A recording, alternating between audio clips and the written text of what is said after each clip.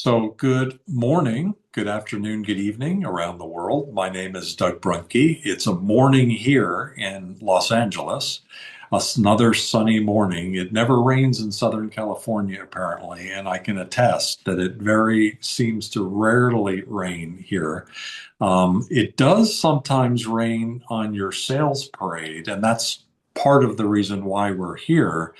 The great plans sometimes don't go as planned. And so sales is important to think about because you should have a good plan, you should have good implementation, and ultimately, the test is good results. And so today we're going to be talking to a couple of real great experts to pull their brain out of their brains some sales tips and do a roundtable so that we can talk about what it's like to be successful from a global perspective. Almost all of you are selling at some level globally. And so let's hear from the experts. One of those experts is Eddie Geisel. Eddie, over the years, has been a longtime member. He's had a very successful career, and it's been a very global career. There's a half a dozen people that I'm familiar with that where Eddie used to be in sense of working for a company, traveling country to country, dealing with a lot of people. It's a life that I had as well. It's probably not a life that you could do start to finish of your career. There's a time when it just, you got to get back into the office or you got to figure out another way of living instead of that life. But Eddie, you had that life for quite a while. Now you're selling in a different way and you're helping other leaders sell. So, very curious to hear what you have to say about selling globally and any sales tips that you have. We don't have a very specific topic today. The topic is more how can we just be more successful selling internationally? And Eddie's great at it. He has his own company, Prana Sales. He also has business consulting that he does within Prana. He's part of the Arizona District Export Council, like I am. Eddie, what would you like to share today? What we should be thinking about from a sales perspective? Welcome.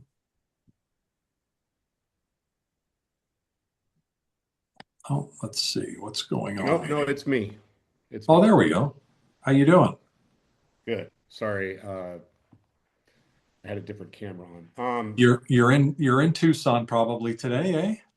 I'm in Tucson. I'm actually getting ready to go on leave, so that's why I'm kind of casual today. We're getting everything at the house ready to go and be gone seeing the family. So Where are thanks you headed? for the opportunity. Really good question. Selling globally versus selling locally or regionally.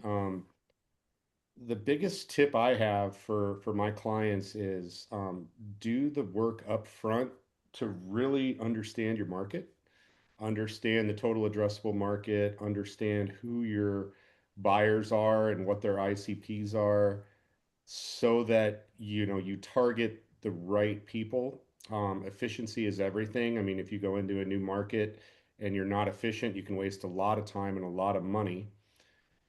That due diligence also includes um, looking at, taxes, looking at business entity setup, whatever you need in that market. If you're already set up in the market, leading global sales teams, for me, is all about maintaining trust and connection with the sales team as a sales leader, um, understanding that business and culture in general is different from country to country. So what we think is normal or sometimes even rational in the United States may be completely different in other markets, and it often is. So you have to understand that and you have to respect that, and then change how you approach your go-to-market strategy and execution based on that.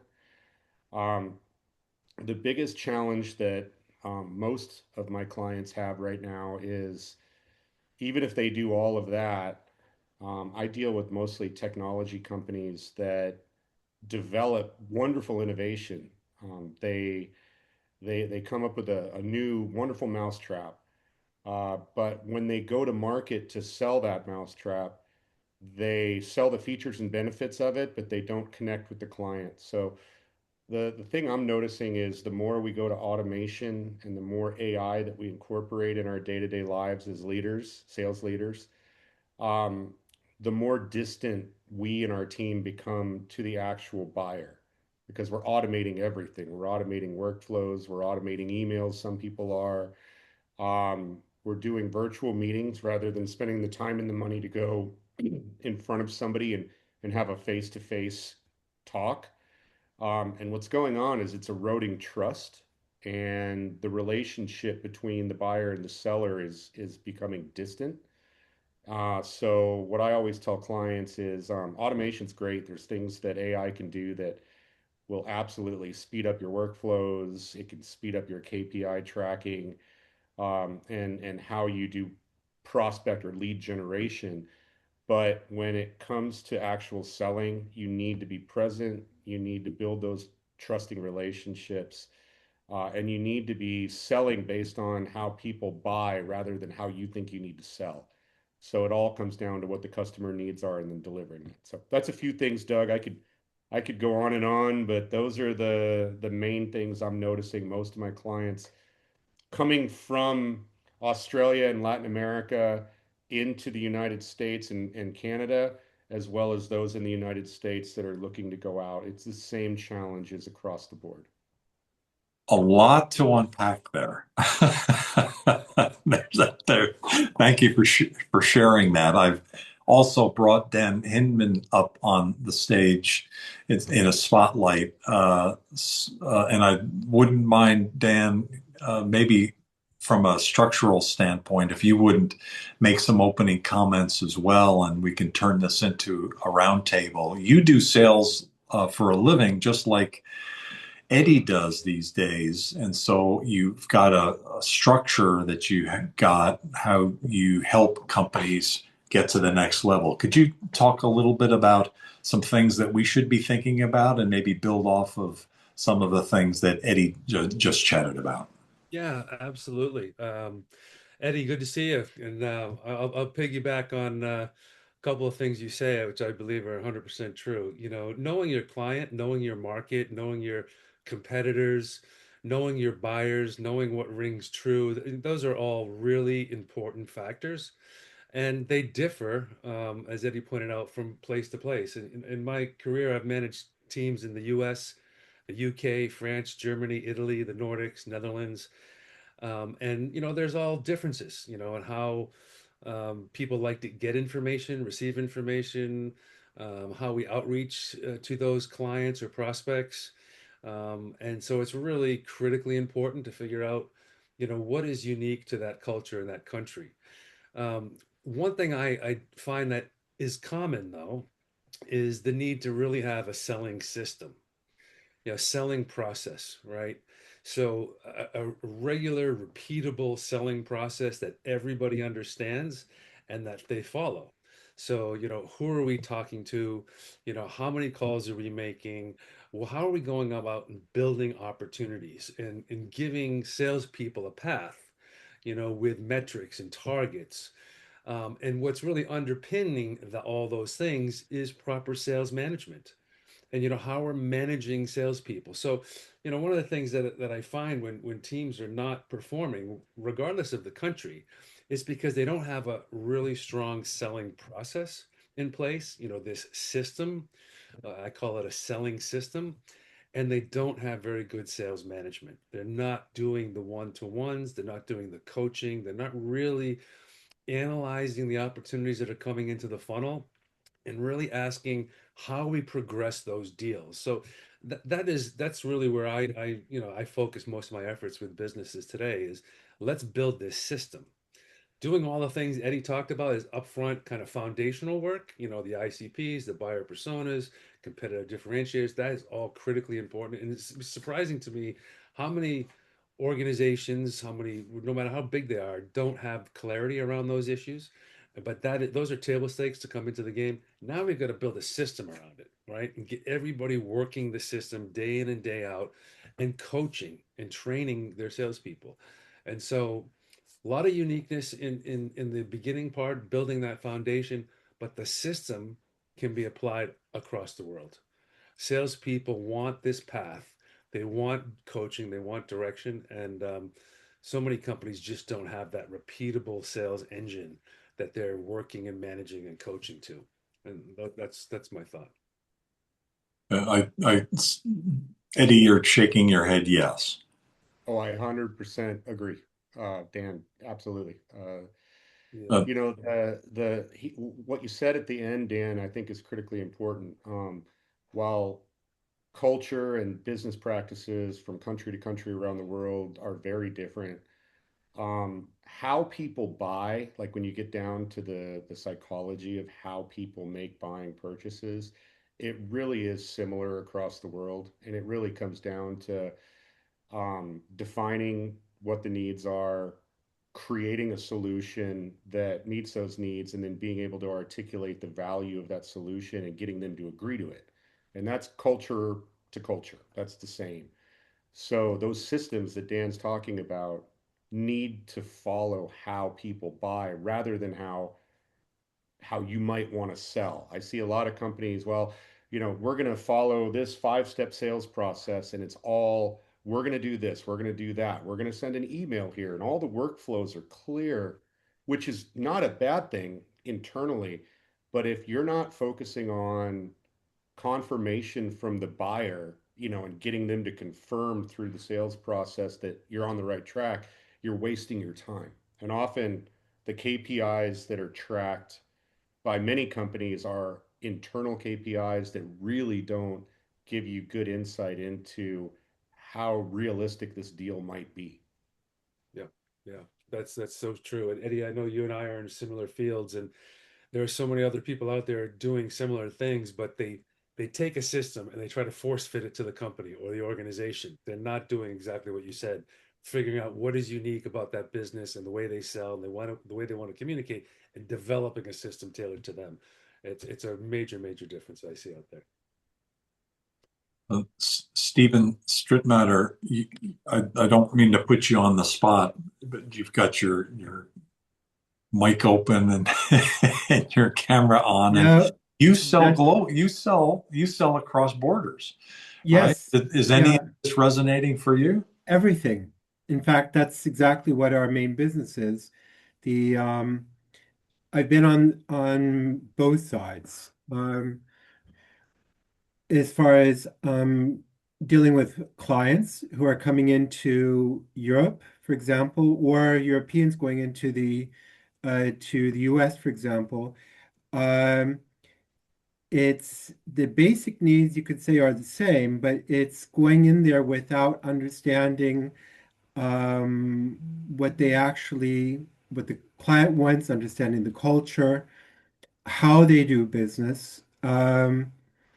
So that's the one thing. For example, a lot of the clients that I've seen right now, where they're doing transformation in their salespeople because the old school salespeople were going out and selling their products rather than which is more complicated, trying to find out, understand the clients or potential clients' problems, presenting a solution, a value-added solution, um, and giving having the back in the back of their mind a return on investment for the client, rather than I need to sell this product.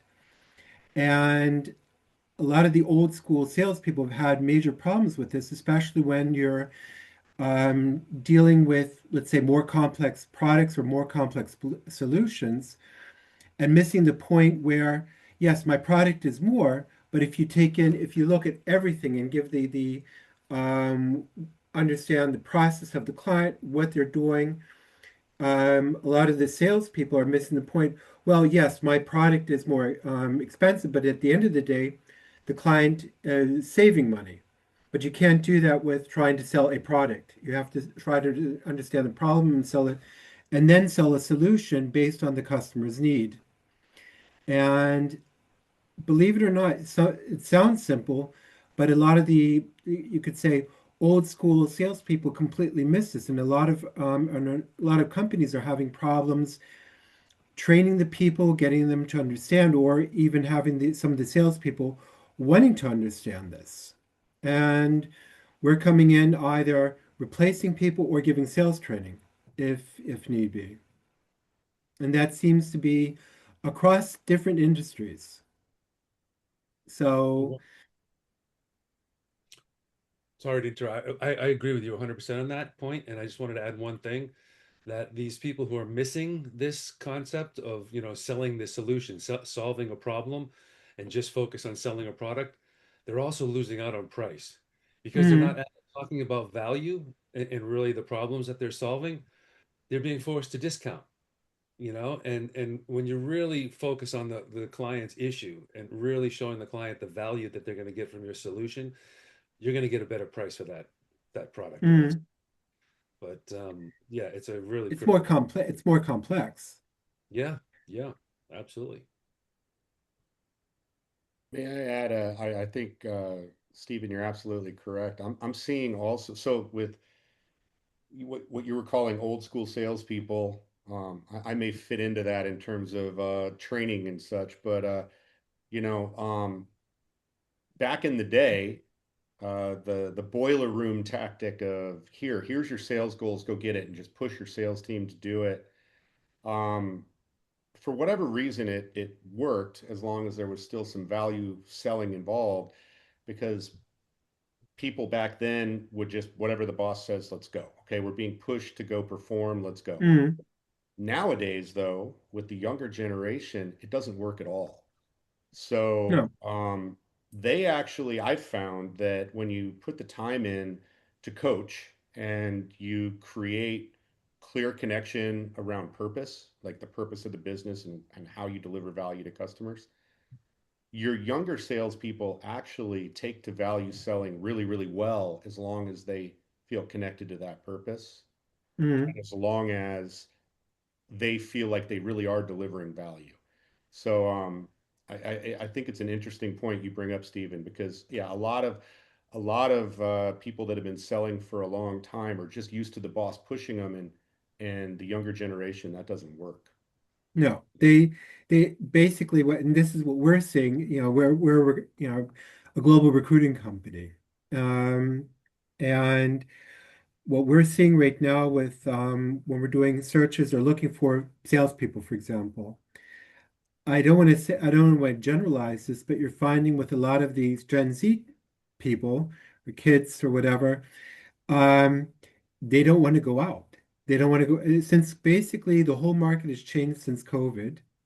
Yep. You can't sell online everything, especially if you're selling products. And this is now becoming an issue with a lot of our clients. Who are saying, look, they have to go out and see the people. Yes. And then if you're talking about especially the Latin countries, France, Italy, Spain, etc., when they go out to do sales, they're doing it at lunch. They're doing it over everything but talking about the business. Yep. And if you don't, because they want to have a personal connection, even if you're talking about software, the people have to be able to look you in the eye and trust you. Yep. And what we're seeing right now is since the online, a lot of people are not as committed as you would say a couple of years ago. It's easy to hang up if you've never met the person. Totally agree. Yeah, totally agree. It's that the only way you build, especially in Latin American countries, but I actually see it. It's everywhere.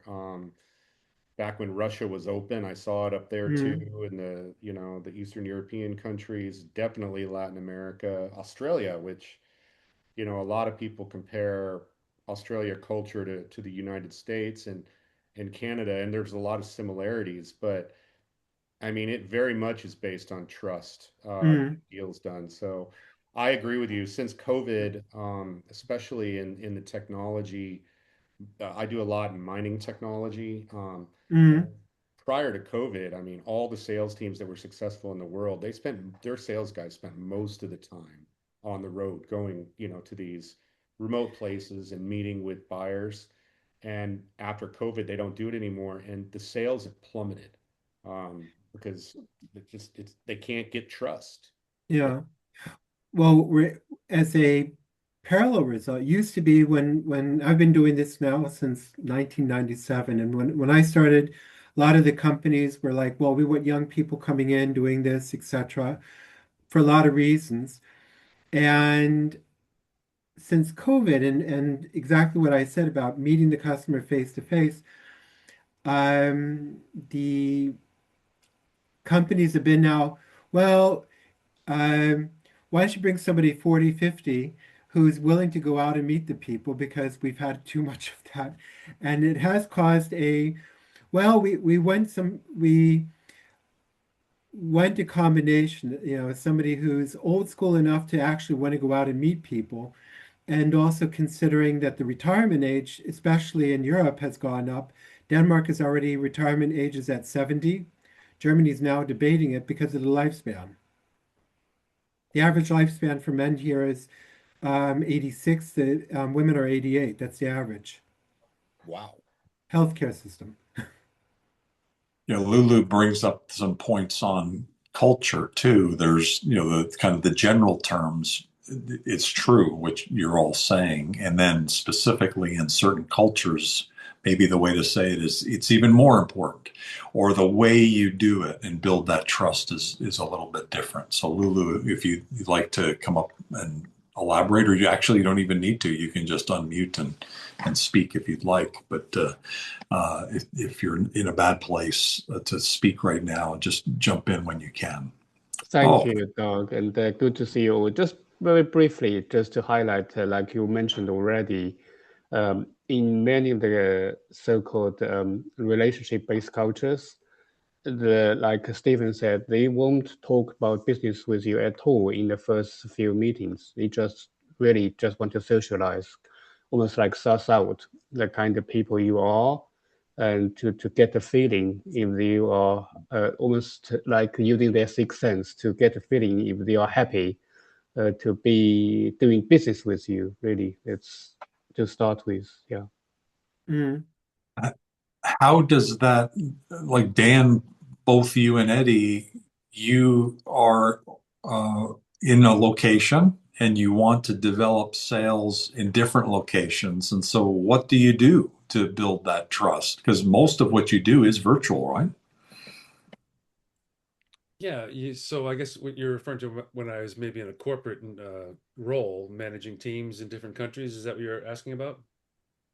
I was thinking more now, like, for businesses like you, or even in a corporate role, if you're in a big group of salespeople or you're a strategic person, do you spend 100% of time on the road, or how do you balance this need for meeting people, the need for understanding what their needs are and how they buy, and then the fact that you're in probably in a different place than whoever you're selling to.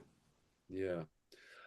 I think in order to really understand the differences between the cultures or the countries, you've got to spend time with the clients. You talk to customers. You've got to spend time face to face, shaking hands, and building those relationships and building that trust. And today, trust is everything. I mean, the way I get business today, it's through trusted partners. And it's just so absolutely critical. I mean, we can go head to head with a competitor, and the competitor could be a much lower price, offer. But if I'm the one who's trusted, they're going to go with me. And it takes a lot of time to really figure that out, particularly with clients.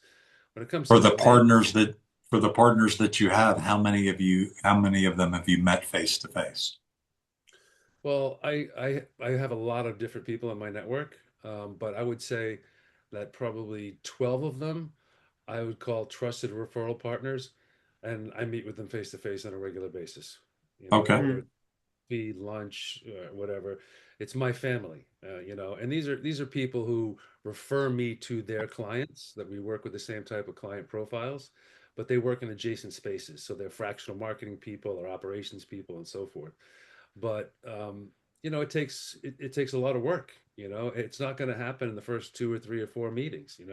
There's a sharing of information. There's a helping each other out. There's referring each other. There's collaborating. On presentations and webinars and workshops together. I mean, it takes a long time to build that trust, to get that person to really know how you work, and for them to be confident enough to recommend you and put their neck on the line with one of their clients. So I spent a lot of time with my trusted referral partner network, or that my family, building that trust, not asking for anything back, just giving and trying to be, connected and trying to share information with them. That is the secret sauce of how I get business. Mm, Um, and that's a little different, I think, than the question you asked. But you know, with salespeople, managing salespeople across country too, it's everybody's very different, and it's very hard to be a leader in an organization and get everybody to believe in you really quickly.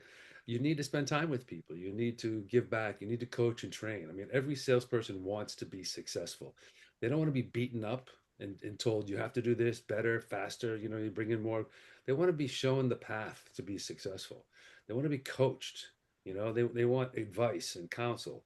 And so, I think that's a way you build trust with, your teams, is that you're trying to assist them to be more successful. And if you always wear those glasses, I'm here to help you be more successful. And that happens when I work with companies today, when I work with businesses as a fractional.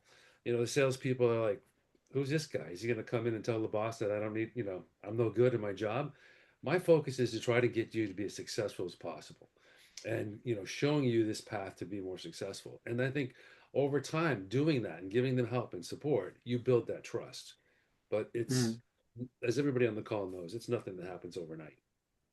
So I Okay. think I think a lot of the salespeople, when I talk to younger people, and they're going to, even in our business, when we're trying to make new customers, or for some of our clients, what I'll say is, look, the salespeople go out, and if you're talking to a purchaser is not, at the end of the day, they don't really care about the company.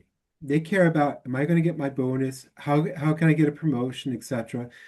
And if you can help them help the company and make the purchaser look good, and minimize their risk, you're offering them. Why do people buy, for example, SAP rather than an innovative software company? Because if something goes wrong, the no one's going to come to the purchaser and say, why did you pick SAP instead of why did you pick the small company? So they've got to be really secure in the fact that, and trust a person that nothing's going to go wrong, and they're going to shine. And if the salesperson can help the purchaser or whoever's buying shine in their company, you're going to be their hero. And I think a lot of the salespeople have to keep that in the back of my mind, or their mind, that they're not, at the end of the day, they're not communists. They want to, they're looking at how much, what's my bonus going to be? Do I look good in front of my boss? And if you made a bad purchase, that's gonna be a problem. I don't Doug, know. Is that, what are your feelings on that? sorry, Stephen. Yeah, I totally agree with both Dan and Stephen. So there's some interesting statistics out there. I believe it was Gardner Sales that came up with a survey that 70% of technical buyers, people buying capital purchases, we're not talking about, widgets and stuff. They want 70% of the sales process, if you will, to be automated. Okay, this is what they want, right? They want to be able to go online and find out whatever they can about this potential solution and about the person that might be selling it and whatever due diligence they're going to do. So that's what they want, right? But what they've found, I think this was a Harvard Business Review study, following up on that, is those companies that said they want 70% of the sales process to be automated, they're finding that I think it's 42% of their purchases are regret spends. And the reason why is because they've lost touch with their trusted advisor, the person who could help them understand those technical solutions and point them in the right direction and actually create a solution that has value. So what we're finding is a hybrid approach is really the best way. So you want to be able to you want to set up your website to be able to inform of the value you can deliver, build trust, right? Your website Mm, has to build trust. You want, your LinkedIn profiles of your team that's going to be doing your go to market. They need to be trust building. It's crazy how many people I see out selling and they don't have a valid LinkedIn profile, right? The very first thing a buyer or even anybody that's going to take a meeting is going to do is look you up on LinkedIn. And if you don't have mm, anything, then your credibility dips substantially, right? So doing that kind of upfront, we call it awareness, you use automation to create awareness and also trust, and then focus your effort. Your salespeople need to be getting in front of people at least enough. And that's depending on the product. It might be once a month, it might be once a quarter. But if they're not building person to person interaction trust, then they're going to lose deals. And mm, they're going to lose deals to competition. This is a funny story. I was in Russia.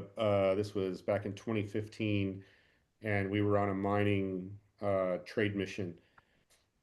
And we had a bunch of vendors that were together. I was representing one of the big mining OEMs, and we sat in a room, and they brought in all of these executives from the different mining companies, right?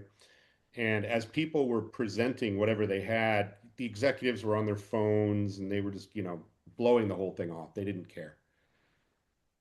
Somewhere about half an hour into all of this, like kind of, 3-minute presentations that everybody was doing, this guy walks in the door.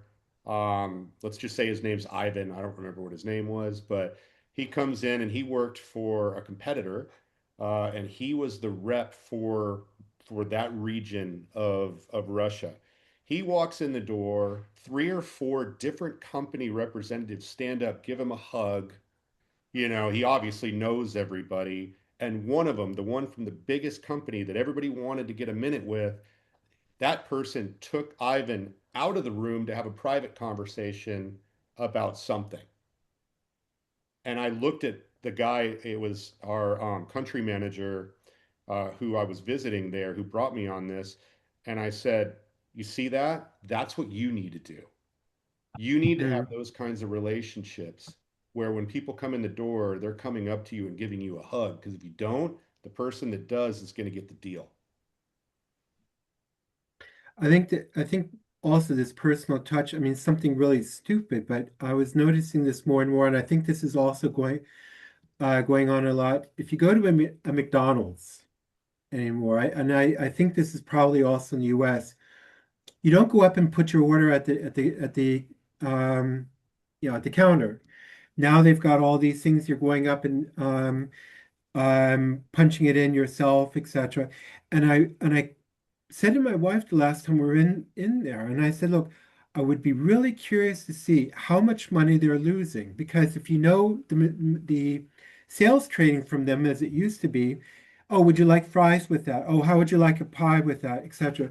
I'd like to see how much turnover they're losing because they wanted to save money on people. Yep, I agree. I actually don't like it. I don't like going into McDonald's anymore when they have that. The machines are frustrating. Maybe it's because I'm old, but I walk up to the counter and I'm like, "Can I talk to somebody?" And they look at me like Mm. I'm crazy when I do that. They're like, "You got a thing back there you can use." I don't like McDonald's for that very reason, Steve. Yeah, but it's a general thing. Now all the kids will go up and do that, but they're only ordering what they actually originally came for and nothing more.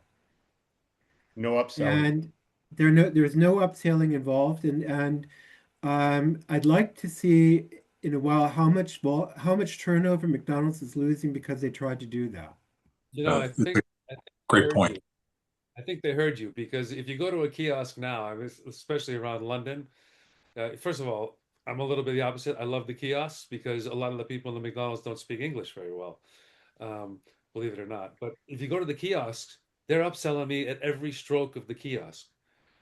You want to select the burger? Would you like to Ah, that's a good point. Yeah.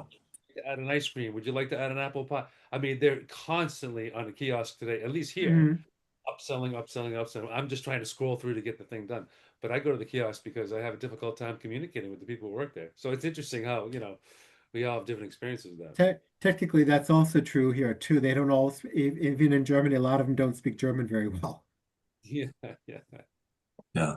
So I think the point you're making is great, to develop the relationships, to create the warmth, the hugs that Eddie talked about. I had a real life experience with that yesterday because long time member. We kind of lost touch with him in Ohio, and he was communicating to somebody else at Global Chamber, and I happened to be at my desk at 9 or 6:30 Pacific time. It was 9:30 his time, and so I saw that he emailed, and we needed to talk to him. So I thought I just pick up the phone, which I did. And it turns out I've never really talked to him on the phone. We've always been like in a Zoom call or we've done something else. And it was about a 30-minute conversation. And at the end of which we were giving each other virtual hugs and like, we're going to find a way to meet each other and,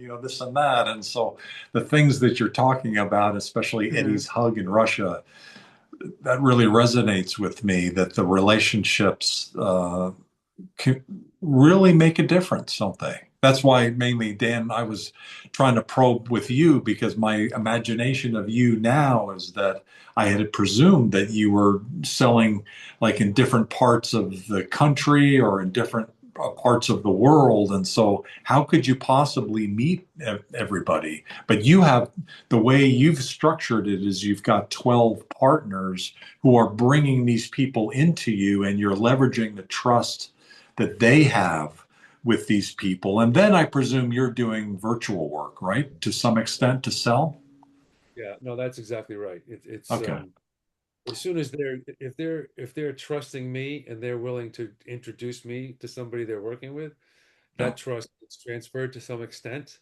Still needs work, but you're way ahead of the game, way ahead of Got the it. game. Mm. And I picked up a client last week, and they're about 2.5 hours north of London. It was a referral partner.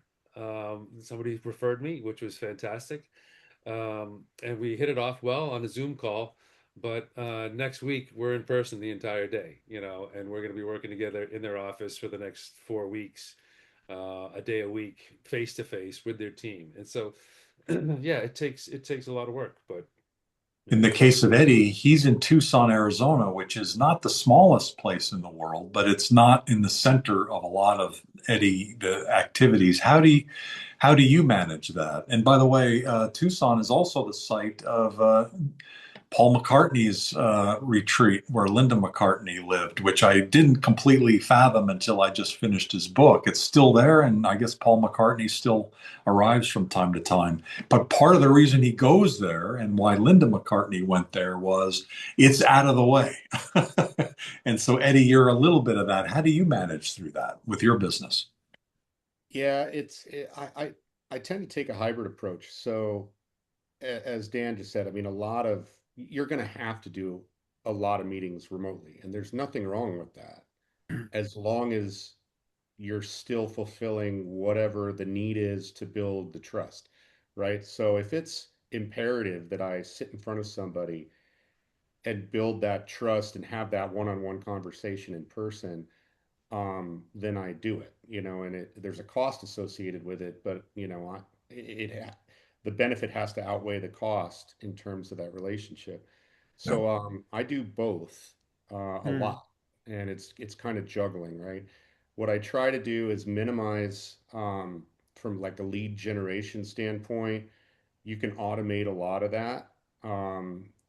So working with marketing partners who can, help keep the funnel building, so that I could spend time, like Dan was talking about, with referral partners where I'm actually meeting with them, right? You're not using LinkedIn automations with those people. Those people deserve your time, and you need to listen to them. So, I just try to offload some of the look. It's not lower value, but it's some of the things that we can automate, we do. Living in Tucson, I mean, anymore now, you can live anywhere, right? Obviously, Dan being in London, he has access to very high level corporate clients within the city. I go to Phoenix for that. Phoenix, is booming right now. So, when I'm trying to build my local brand and presence, I spend more time in Phoenix than I do in Tucson. I don't have any clients in my own home city here. All of my clients are international or Phoenix based. Um, Okay. but you can use technology to help you. I think everyone needs to be cognizant, though, that it's easy, it's a slippery slope to rely too much on technology, and then it starts to erode the relationships and the trust. Mm. It's a really good point. I'd like to ask Stephen your thoughts on that, and then let's do some wrap ups. If we could just go around the room, and what tips do you have, and what should we be left with what we've discussed, and what you'd like to leave us with? Stephen, you can't meet everybody either, every in person. No, in fact, actually, interestingly enough, our job in recruitment has actually changed quite a bit since, with the technology, since COVID, etc. Before I used to get into the car, get into a plane, meet candidates, etc. And candidates would always have a problem on, okay, how do I get out of work, etc., to meet the person. With Teams or Zoom, that's easier. However, the downside of this is um, you have less commitment from candidates, etc. I mean, even senior people. Um, that the phenomenon that started also with is of ghosting. Um, Interestingly enough, even with senior people, you've gotten so far, and we tell our clients that said, look, you do need to bring somebody in. You can't do everything online. They've got to have a personal interview face to face. You have to be able to shake hands, etc. They'll do that, but sometimes at the very end. And what the phenomena has been, and I haven't seen this ever before COVID, is that ghosting. All of a sudden, you'll have somebody very interesting, committed, even to the point where there's an offer made, and all of a sudden you don't hear from them, etc. And this is something I think because there's no person-to-person interaction. And it's a lot easier to do that when you haven't looked somebody directly in the eye, and shook their hand. And I would almost imagine this is on any field. Great thoughts. Dan, what are your thoughts about that, and what closing comments would you like to make? Well, first of all, I think that's very perceptive, and it's something that I'm going to take myself because ghosting to me has been one of the biggest frustrations that I've experienced since I've opened my business. I've had a lot of people like, yeah, we need to talk. We need your services. We need to help. Let's set up a call, whatever. And great, what's your email? Yeah, give me a call tomorrow. Go send me an email, and you never hear from them. It's like, and it's very, very frustrating. But I think this. I think it's a real message that you've got to make sure not to take the easy route out and do just the Zoom calls. You've got to invest Mm, the time, but we've got to be smarter than we used to be, or I need to be smarter than I used to be, and really figure out who do I want to invest that time with, right? Are these people really worthy of being good referral partners to me, with me? And because if I don't have a way to kind of filter the people that I connect with, then I'm going to waste a lot of time. So I think that's a really good approach, is to figure out who you need to work with.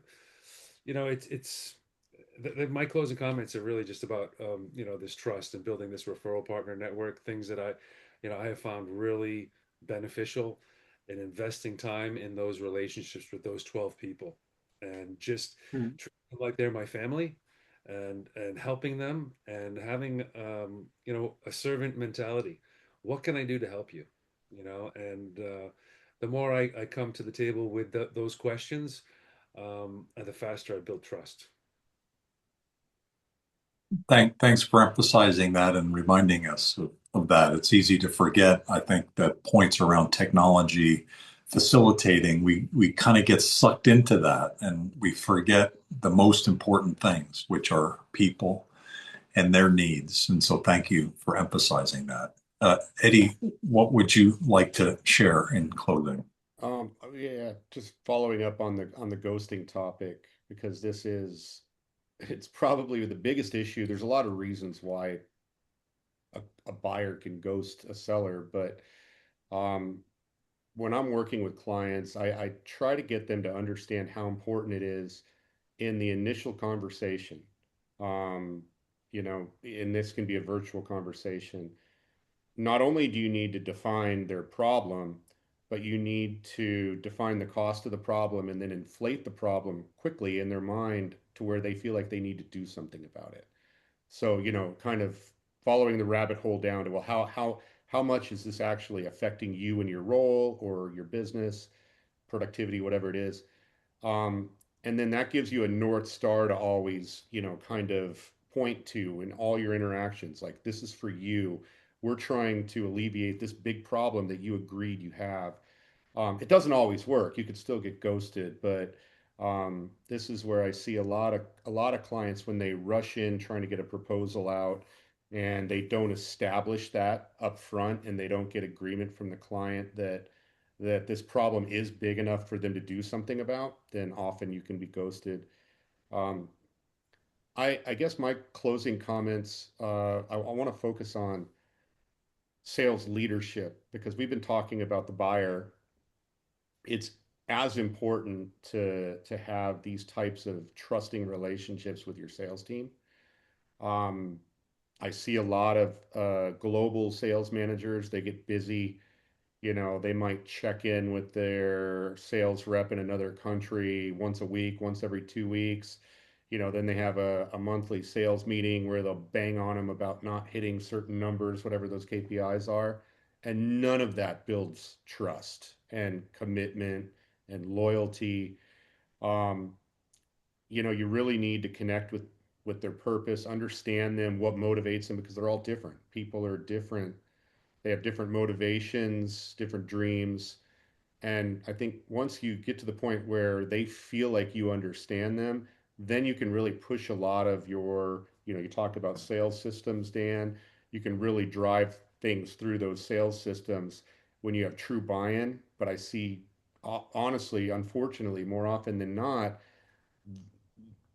leaders not doing those things and just expecting that their global sales teams understand what they need and and then when they get lackluster results, then they bang on them further, and it's just not a good way to lead a global sales team. What I was one comment to what you just said, and I was just thinking about this. We when I'm dealing with here an American company, when we're looking for salespeople, the um, the salespeople here have to know, okay, the culture is um, turnover based on quarter to quarter, month to month. A German company, if it's family owned, etc., is thinking long term. They're thinking year to year and building up relationships over time. The there's advantages and disadvantages to both. The one thing though is with the long-term thinking and the building up the relationship, um, companies or customers tend to be more loyal. They're not easily, okay, next month I'll check somebody else because the relationship is there. So it's a slight difference if you're dealing with like a European or a German, for example, family-owned business compared to a stockholder-owned where you're thinking month to month, quarter to quarter. The loyalty of the customers is also there then too with the long term. Just a slight difference, but there's no one bad or good, but the relationship you'll find with longer term thinking and loyalty. Fantastic.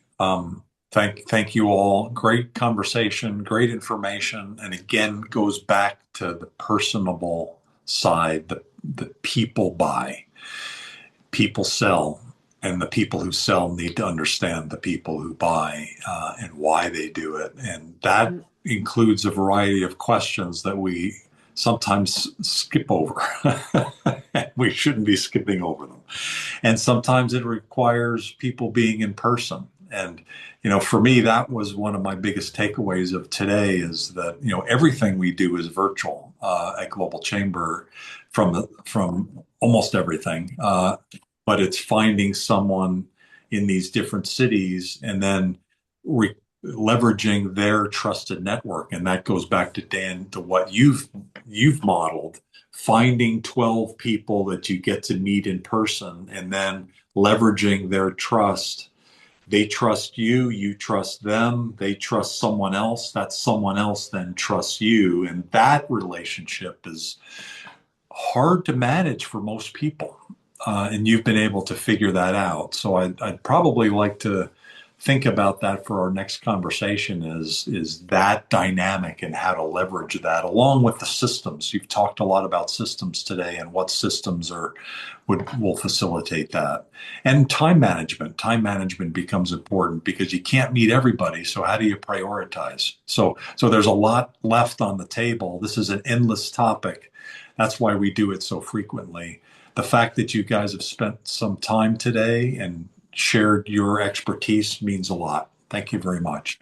Our next conversation is it's actually starting now, about Puerto Rico and the opportunities in Puerto Rico. And so have a great rest of your day and talk to you soon. Take care, everybody. Great to see you. Take care. Bye-bye. Thanks, Lulu. Thanks for jumping in too.